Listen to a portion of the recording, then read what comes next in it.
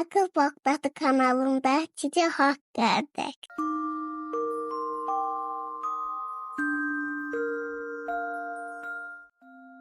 Bismillahirrahmanirrahim. Gecə hekayəsi. Danışan sizin Kövsər bacınız. Bu axşamın hekayəsi Kişi və Xoruz. Biri vardı, biri yoxdu. Gözəl bir kənddə bir kişi vardı. Bu kişinin çoxlu toyuqları vardı. Onları hiyləgər tülküdən qorumaq üçün bir xoruz aldı. Gecə düşəndə kişi xoruzunu götürüb toyuqların yuvasına qoyardı. Kişi yorğun halda dedi: "Ah, necə də yorğunam. Ən yaxşısı yatım ki, sabah enerjim olsun." Sonra evinə keçdi və yatdı. Səhər xoruz çox erkən oyandı. Yuvasından çıxdı. Kişinin evinin eyvanına tullandı. Qanadlarını çırpdı və böyük bir qürurla oxumağa başladı. Quqquluqu, quqquluqu.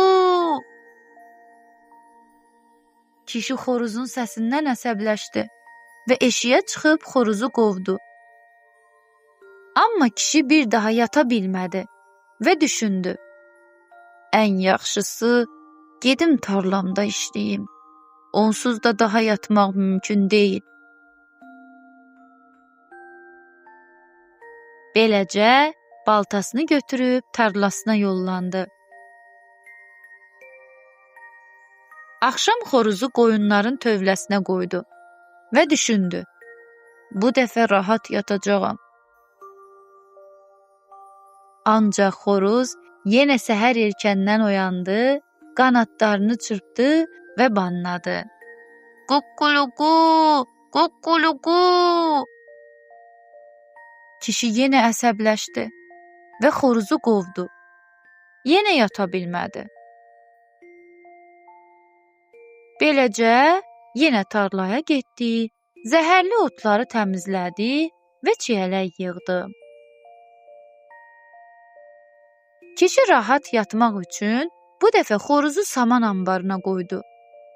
Amma xoruz yenə erkən oyandı və yenə banladı. Bu dəfə kişi çox əsəbləşdi və qərar verdi: "Bu xoruzu satmalıyam." Səhər xoruzu bazara apardı və başqa bir fermerə satdı. Kişi bir neçə gün rahat yatdı.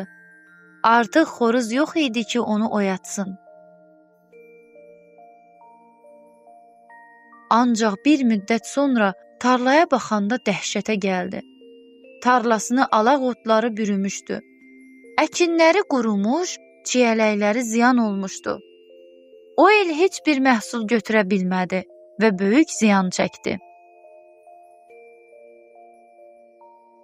O səhvini başa düşüb bazara getdi və xoruzunu geri aldı. Ona dedi: "Xoruzum, sən mənə kömək edirdin, amma mən bunu başa düşmədim. İndi bilirəm ki, səhər tezdən oyanmaq uğurun açarıdır.